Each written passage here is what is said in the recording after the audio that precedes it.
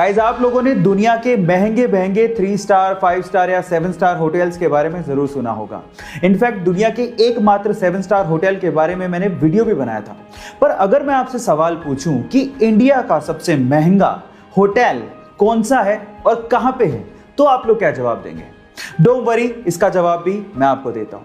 Guys, India का सबसे महंगा होटल राजस्थान के जयपुर में है, जिसका नाम है रामबाग पैलेस। याद रखिएगा, Rambagh palace. In fact Rambagh palace पहले जयपुर के महाराजा का ऑफिशियल रेजिडेंस था और बाद में इसे लग्जरियस होटल में कन्वर्ट कर दिया गया, जहां पर एक रात रहने के लिए किसी को भी लगभग 6 लाख रुपया खर्च करना पड़ सकता है। गाइस, है ना इंटरेस्टिंग फैक्ट? ऐसे ही इंटरेस्टिंग फैक्ट्स के लिए YouTube पे हमारे चैनल को सब्सक्राइब कर लीजिए और अगर आप Instagram पे देख रहे हैं तो मुझे फॉलो करना मत भूलिएगा। मिलते हैं अगली वीडियो।